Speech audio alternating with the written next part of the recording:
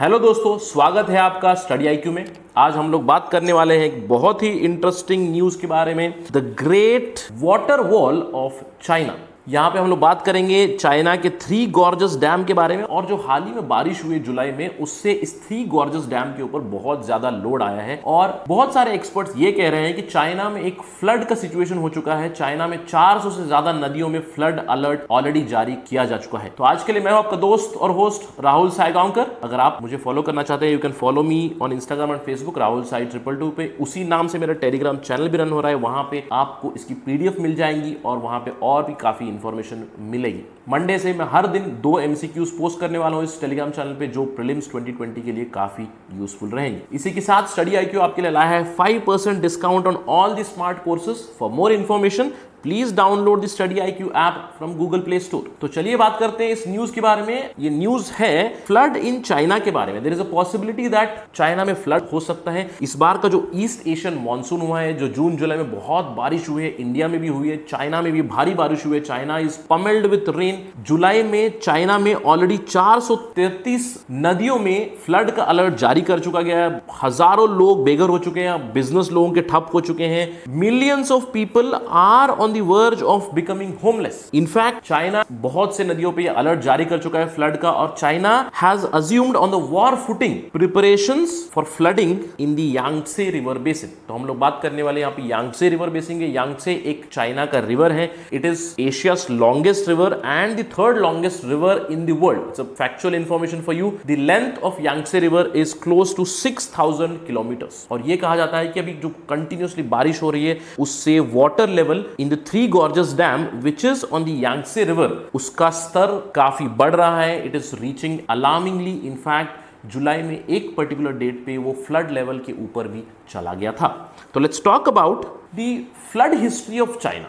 ऐसा नहीं है कि चाइना में अभी फ्लड हो रहा है। इनफैक्ट आप देख सकते हो कि पिछले 2 दशकों में चाइना में फ्लड की न्यूज ज्यादा नहीं आई है, लेकिन China has always been a land of floods. China is not new to floods. India is also not new to floods because Himalayan countries are mostly prone to flood. आप देखोगे कि floods are pretty much prevalent in China right from thousands of year, क्योंकि बहुत सारी powerful नदियां हैं यहाँ पे। इनफैक्ट लास्ट टाइम जब एक कैटास्ट्रोफिक फ्लड आया था चाइना में, दैट वाज इन 1998। 1998 में 3000 से ज्यादा लोगों की मृत्यु हो गई थी, 15 मिलियन लोग बेघर हो गए थे, और इकोनॉमिक लॉसेस $24 बिलियन के करीब थे। लेकिन 1998 के बाद हम लोग देखते हैं कि चाइना में फ्लड की उतनी ज्यादा न्यूज नहीं आती है। क्यों? क्योंकि उस पर्टिकुलर ईयर के बाद, उस पर्टिकुलर फ्लड के बाद चाइनीज गवर्नमेंट ने कुछ मेजर्स इंप्लीमेंट किए। चाइना ने अपने वाटर रिसोर्स मैनेजमेंट पॉलिसी ही बदल दी, जहां पे उन्होंने बड़े बड़े डैम बनाना शुरू कर दिया और बहुत सारा इंफ्रास्ट्रक्चर बनाना शुरू कर दिया, क्योंकि they started to control the rivers in China. तो let us talk about one of the biggest dams in China, that is the Three Gorges Dam. ये है पिक्चर थ्री गॉर्जस डैम का, जो यांगत्से रिवर पे है। काफी बड़ा dam है। इमेजिन कीजिएगा कि ये डैम का लेंथ ही है 2.3 किलोमीटर्स। इसकी हाइट है 185 metres. It is a very very huge dam. In fact the Three Gorges Dam is the biggest dam in the world. Three Gorges Dam पे सबसे बड़ा हाइड्रो इलेक्ट्रिक प्लांट भी लगा हुआ है, जहां पे world's largest capacity is also produce. 22,500 megawatt energy produce होती है थ्री गॉर्जस डैम में, which is on Yangtze river. Three Gorges Dam की शुरुआत हुई थी 1994 में, हालांकि वो कंप्लीट हुआ 2008 में। जब ये थ्री गॉर्जस डैम बन रहा था, world's largest dam, there were news of heavy corruption, environmental losses, heavy human right violation. लोगों को बहुत ज्यादा डिस्प्लेस कर दिया था। चाइना अपनी न्यूज ज्यादा डिस्क्लोज नहीं करता है, लेकिन जब ये डैम बना था तो काफी सारे उसके ऊपर क्रिटिसिज्म्स उठे थे। इनफैक्ट जब ये डैम बना था तो चाइनीज गवर्नमेंट ने ये कहा था कि यह damn it can withstand any kind of flood for the next 10,000 years. जब ये डैम बना 2008 में, इसका सबसे पहला टेस्ट जुलाई 2010 में हुआ। जुलाई 2010 में जैसे इस साल बारिश हो रही है, वैसी उस साल भी बारिश हुई थी। और 2008 में जब डैम कमीशन हुआ था, first time it did withstand a lot of rain. जुलाई 2010 में इस डैम ने बहुत सारा पानी अकोमोडेट किया। इनफैक्ट पानी 4 मीटर तक बढ़ गया था, तब भी ये डैम विथस्टैंड कर पाया। इसका मतलब है इस डैम का जो प्लान था एटलीस्ट वो सक्सेसफुल रहा, इस डैम ने बचाया एक डिजास्टर से।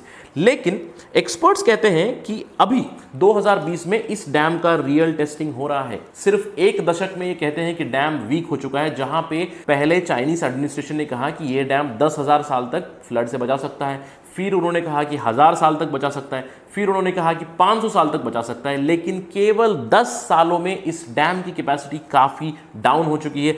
चाइना हालांकि ओपनली बताता नहीं है कि डैम के साथ क्या चल रहा है, लेकिन रिसेंटली उन्होंने ये एडमिट किया है कि डैम में काफी सारा डिस्प्लेसमेंट हुआ है, काफी सारा सीपेज और there is deformation also. Imagine अगर वर्ल्ड का सबसे बिगेस्ट डैम फेल हो जाए, वहां से पानी किस तरह से निकलेगा। जो डैम की ताकत होती है, कहा जाता है कि वो एक एटम बॉम्ब की ताकत से भी ज्यादा होती है। तो इस साल जुलाई 18, 2020 में पानी in Three Gorges Dam it reach to peak, जो मैंने आपको बताया था उसकी हाइट थी 185 मीटर्स। तो पानी फ्लड लेवल के ऊपर चला गया था, पानी reach to 166 metres in the dam. It was critical level. 18 जुलाई को इनफैक्ट 3 फ्लड गेट्स ओपन कर दिए गए थे थ्री गॉर्जेस डैम के। नीचे वाले डाउन विलेजेस में क्या हुआ हमें पता नहीं है, क्योंकि चाइना कभी कुछ न्यूज एडमिट नहीं करता है। लेकिन ये न्यूज तो काफी सारे प्लेटफॉर्म्स पे चल रही है, लेकिन चाइना की जो स्टेट रन एजेंसी है ग्लोबल टाइम्स, वो क्लियरली कहते हैं कि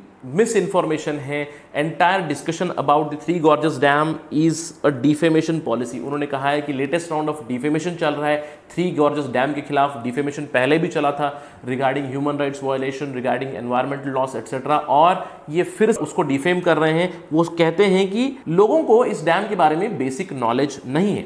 लेकिन जब आप देखोगे चाइनीज न्यूज़पेपर ग्लोबल टाइम्स ने खुद भी ये कहा है कि थ्री गॉर्जेस डैम स्टेबल है, लेकिन वहां पे एक डिफॉर्मेशन स्फीयर देखा गया है। इसके अलावा चाइना से कुछ खबरें क्लियर तो आती नहीं है, लेकिन China has been continuously changing its position. जैसे मैंने बताया कि जब डैम बन रहा था उन्होंने कहा कि 10,000 साल टिकेगा, फिर बोला कि 1000 साल टिकेगा। अब वो आ चुके हैं कि ये डैम 100 साल तक तो कम से कम फ्लड से बचाएगा। तो ये तो हुई थ्री गॉर्जेस डैम के बारे में न्यूज। अगर फेल होगा तो it would be a huge catastrophe, not just for China but for all its neighbours.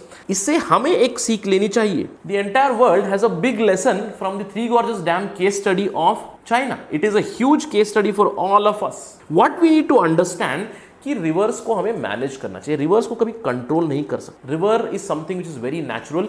आप उस पर डैम बनाइए छोटा सा, आप हाइड्रो इलेक्ट्रिक प्रोजेक्ट बनाइए, आप पानी को मैनेज कीजिए, इरिगेशन में पानी इस्तेमाल कीजिए, लेकिन आप कभी रिवर को कंट्रोल कर ही नहीं सकते, क्योंकि you can not control nature. उसके साथ ही साथ आजकल हम लोग देखते हैं क्लाइमेट चेंज का खतरा बहुत बढ़ चुका है। क्लाइमेट चेंज में अनकही बारिश, untimely weather events are happening, तो इसके चलते कंट्रोल करना बहुत ज्यादा मुश्किल होगा। तो जो पूरा रेस्ट ऑफ द वर्ल्ड है, इसको थ्री गॉर्जेस डैम को क्लोजली स्टडी करना चाहिए, इसके ऊपर अटेंशन देना चाहिए कि एग्जैक्टली क्या हो रहा है इस बेसिन में, क्योंकि इससे हम बहुत कुछ सीख सकते हैं। इससे हम सीख सकते हैं कि क्या बड़े dam are a solution to control the water, should we manage the water और should we control the rivers. कितने हद तक हम रिवर को कंट्रोल कर सकते हैं, उसके बाद क्या वो आउट ऑफ कंट्रोल हो जाएगा। इनफैक्ट अगर ये थ्री गॉर्जेस डैम गलती से फेल हो जाए, इस बार तो चाइना ने ये कह दिया है कि इट इज क्वाइट स्टेबल, क्या गारंटी है कि अगले एक दशक में वो उसी तरह से कंट्रोल कर पाएगा। अगर फिर से बारिश होगी अगले साल, can the Three Gorges Dam hold?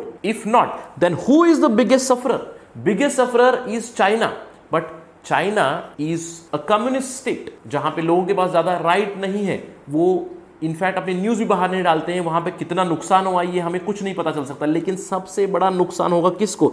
अपने रिपेरियन स्टेट्स को, मतलब जो चाइना से लगे हुए हैं उनसे। A flood in China would be catastrophic for all its neighbours and India is no exception. For example, हम जानते हैं कि ब्रह्मपुत्रा पे भी चाइना कम से कम 4 डैम ऑलरेडी बना चुका है। कुछ dam already work in progress है, लेकिन इसके बारे में भारत के पास कोई जानकारी नहीं है। अगर समझ लीजिए कि ब्रह्मपुत्रा पे कोई डैम फेल हुआ, then what would be the impact on north eastern India?